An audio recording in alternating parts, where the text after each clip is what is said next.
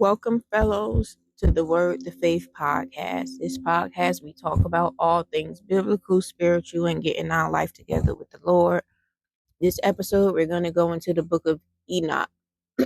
Sorry, y'all, I don't feel too well. Ooh, I've been going through a lot of, I don't know, my throat just hurting. I don't know. But yeah, my throat is all scratchy. I got to drink some water. I've been eating some cereal. No milk, obviously. Then I did have some pineapples earlier. So, hold on. That's a little better. All right. So we read the last episode. We read the book of Enoch up to chapter 5. So we're gonna go ahead and I'm sorry if I gotta fix my microphone. Yeah, I don't want my clothing to get on it, and you guys don't hear me. So yeah, we're gonna read from chapter 6, was the last episode we read, up until chapter 5. Okay. So chapter 6, the book of Enoch. And it came to pass when the children of men had multiplied. Oh, wait, no, we read chapter 6. No, we read chapter 6. We on chapter 7. My bad, y'all. Yeah, because I remember reading that. That means I have to go and edit out my last episode to the name, because I did read up until chapter 6. All right, so this is chapter 7 in the book of Enoch. And it says, and all the others. So just a quick recap. I know I keep going back and forth, but a quick recap. In chapter 6, we were leaving off where the angels that decided to fall, or they decided to sin with these beautiful daughters that the children of men had. They wanted to take them as wives. And they knew that they were sinning. They knew, to the point to where they said, listen, I don't want to sin by myself. I don't want to do this and get in trouble by myself. I wanted y'all to do it with me. And they came down into Mount Hermon, the summit of Mount Hermon. And that's why they say it's called Mount Hermon, because they swore and bound themselves by mutual imprecations upon this sin. And it was 20 of them. It was more than that, but I know 20 of them were the chiefs. And it says these are the chief of tens. Okay, so that's where we left off in chapter 6. Chapter 7 says, and all the others together with them took upon themselves wives, and each chose for himself one. And they began to go in unto them and to defile themselves with them. So they was having sex with these girls. And they taught them charms and enchantments. So they taught them witchcraft and the cutting of roots, witchcrafts, and made them acquainted with plants, and they became pregnant, and they bare great giants whose height were 3,000 eels, who consumed all the acquisitions of men. So these beings that these women had, which was a mixture of angel and humankind, they were consumed. They could just eat everything. It says, and they were huge. They were giants. And when men could no longer sustain them, so they ate everything up, the giants turned against them and devoured mankind. So they started eating the people. They're like, listen, we're hungry. They're always hungry. They started eating people. It says, and they began to sin against birds and beasts and reptiles and fish, and to devour one another's flesh, and drank the blood, and then the earth laid accusation against the lawless ones. So they started even eating each other. They was drinking blood. They was doing all types of craziness. And Azazel taught men to make swords and knives and shields and breastplates, and made known to them the metals of the earth and the art of working them, and bracelets and ornaments, and the use of antimony, and the beautifying of the eyelids, and all kinds of costly stones, and all coloring tinctures. And there arose much godliness, and they committed fornication, and they were led astray and became corrupt in all their ways. Simjaza taught enchantment and root cuttings. Armeros, the resolving of enchantments. Barakajel taught astrology. Kokabel, the constellations. Ezekiel, the knowledge of the clouds. There's a lot of people. Another one, the signs of the earth. Shemshel, the signs of the sun, and Shirel, the course of the moon. And as men perished, they cried, and their cry went up to heaven. So as these people were being killed and murdered, that they cried up to heaven for help. And then Michael, Uriel, Raphael, and Gabriel looked down from heaven and saw much blood being shed upon the earth, and all lawlessness being wrought upon the earth. And they said one to another, the earth made without inhabitant cries, the earth made without inhabitant cries the voice of their cryings up to the gates of heaven. And now to you, the holy ones of heaven, the souls of men make their suit, saying, bring our cause before the Most High. And they said to the Lord of the ages, Lord of lords, God of gods, King of kings, and God of the ages, the throne of thy glory standeth unto all the generations of the ages, and thy name holy and glorious and blessed unto all the ages. Thou hast made all things, and power over all things hast thou, and all things are naked and open in thy sight, and thou seest all things, and nothing can hide itself from thee. Thou seest what Azazel has done, who have taught all unrighteousness on earth, and revealed the eternal secrets which were preserved in heaven, which men were striving to learn. And Shemjaza, to whom thou hast given authority to bear rule over his associates. And they have done to the daughters of men upon the earth, and have slept with the women, and have defiled themselves, and revealed to them all kinds of sins. And the women have borne giants, and the whole earth has thereby been filled with blood and unrighteousness. And now behold, the souls of those who have died are crying and making their suit to the gates of heaven, and their lamentations have ascended and cannot cease because of the lawless deeds which are wrought on the earth.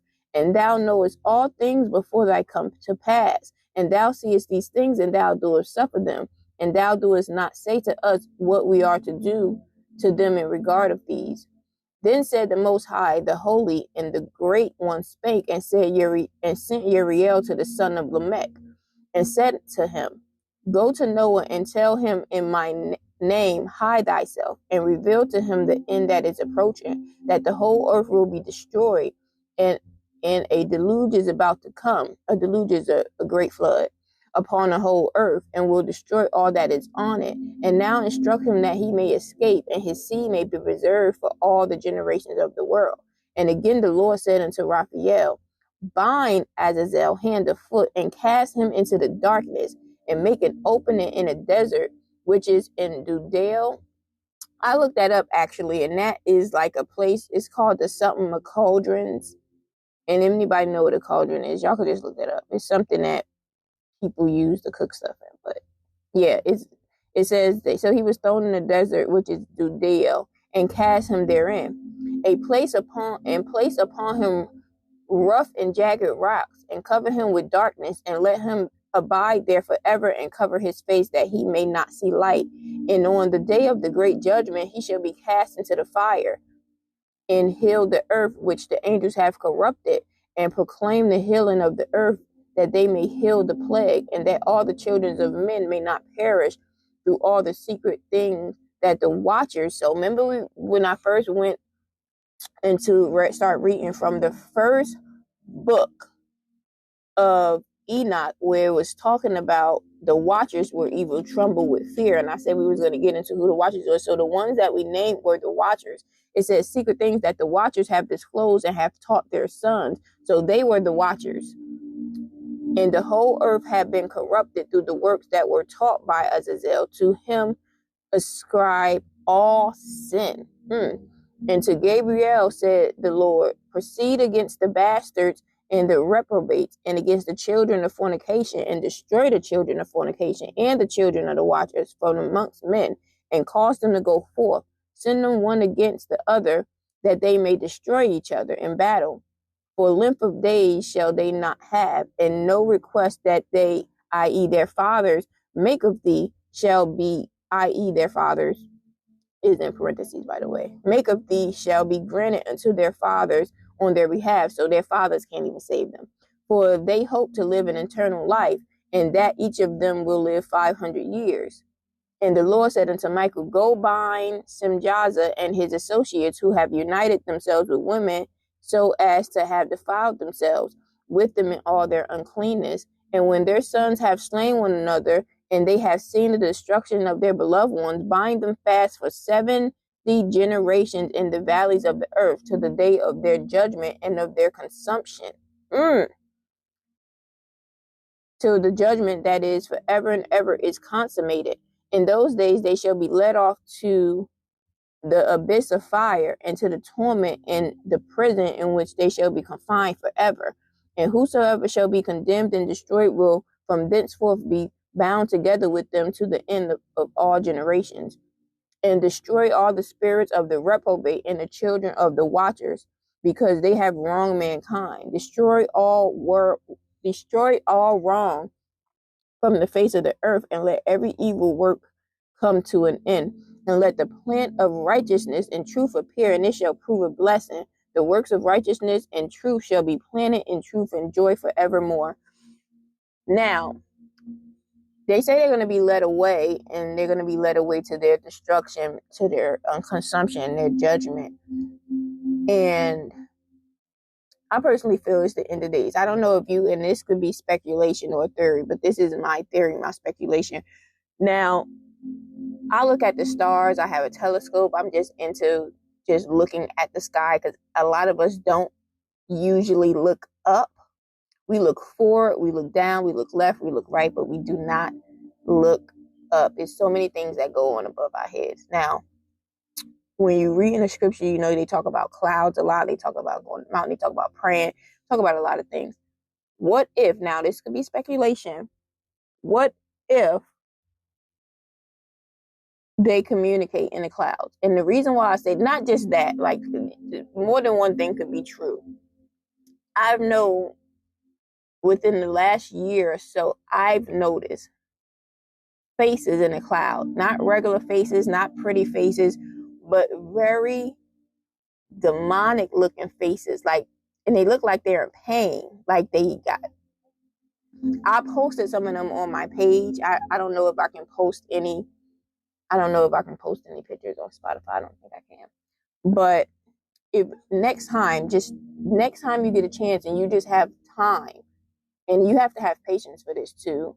If you just have time and patience, just look at the clouds and look the way they form. They form into faces, and this isn't something that I've always noticed. But when I first noticed it, and I got this face, and it was this crazy looking face, and it was just staring, and it would not move, and I thought I was bugging. And I'm like, well, you know what? I'm just gonna chop it up to me bugging, and I have an overactive imagination. But no, it was over and over and over and over and over. And it reminded me of those faces that when people get those African masks, but the masks have fangs and they look crazy, like they look evil, but they talk about this for protection. I don't know how something that looked like that could protect you, but they look demonic. Those are the faces that I see in the clouds. Anyway, the speculation was, what if, but they always going, what if they're being led to their destruction, but they're being led through the clouds? Because, I was thinking that it's done that way so we can bear witness, but a lot of people don't even pay attention to stuff like that. Anyway. And it says, and then shall all the righteous escape, and shall live till they begat thousands of children, and all the days of their youth and their old age shall they complete in peace. And then shall the whole world be tilled in righteousness, and shall be planted with trees and be full of blessings, and all desirable trees shall be planted on it. And they shall plant vines on it, and the vine which they plant thereon shall yield wine in abundance. And as for all the seed which is sown throughout, each measure of it shall bear 1,000. And each measure of olive shall yield 10 presses of oil, and cleanse through the earth from all oppression, and from all unrighteousness, and from all sin, and from all godliness, and all the uncleanness that is wrought upon the earth, destroy from off the earth. And all the children of men shall become righteous and all nations shall offer adoration and shall praise me, and all shall worship me, and the earth shall be cleansed from all defilement and from all sin and from all punishment and from all torment, and I will never again send them upon it from generation to generation and forever. This chapter 11, y'all. In those days, I will open the store chambers of blessings which are in the heaven, so as to send them down upon the earth over the work and labor of the children of men. And truth and peace shall be associated together throughout all the days of the world and throughout all the generations. This is chapter 12. Before these things, Enoch was hidden, and no one of the children of men and no one of the children of men knew where he was hidden and where he abode and what had become of him. And his activities had to do with the watchers, and his days were with the holy ones. And I, Enoch, was blessing the Lord of majesty and the King of ages, and lo, the watchers called me. Enoch the scribe and said to me, Enoch, thou scribe of righteousness, go declare to the watchers of the heaven who have left the high heaven, the holy eternal place, and have defiled themselves with women, and have done as to the children of earth do, and have taken upon themselves wives. Ye have wrought great destruction on the earth, and ye shall have no peace nor forgiveness of sin. And insomuch as they delight themselves in their children, the murder of their beloved ones shall they see, and over the destruction of their children shall they lament, and shall make supplication unto eternity, but mercy and peace shall ye not attain. And Enoch went and said, Azazel, thou shalt have no peace. A severe sentence has gone forth against thee to put thee in binds, and thou shalt not have toleration nor request granted to thee, because of the unrighteousness which thou hast taught, and because of all the works of ungodliness. And because all the works of godliness and unrighteousness and sin which thou hast shown to men. Then I went and spoke to them all together, and they were all afraid, and fear and trembling seized them. And they besought me to draw up a petition for them, that they might find forgiveness, and to read their petition in the presence of the Lord of heaven. For from thenceforth they could not speak with him, nor lift up their eyes to heaven, for shame of their sins for which they had been condemned. Then I wrote out their petition and a prayer in regard to their spirits and their deeds individually, and in regard to their requests, that they shall have forgiveness and length. And I went off and sat down at the waters of Dan, in the land of Dan, to the south of the west of Hermon. I read their petition till I fell asleep. And behold, a dream came to me, and visions fell down upon me, and I saw visions of chastisement, and a voice came bidding me, I to tell it to the sons of heaven, and reprimand them. And when I awake, I came unto them, and they were all gathered together, weeping in Abel's jail, which is between Lebanon and Sinacer, with their faces covered. And I recounted before them all the visions which I had seen in sleep, and I began to speak the words of righteousness and to reprimand the heavenly watchers. All right, so we're going to end it there. We're ending at chapter 13. So we read from chapter 7 to 13. Check out our next chapter will be chapter 14 in the book of Enoch. I hope y'all have a blessed day. Bye.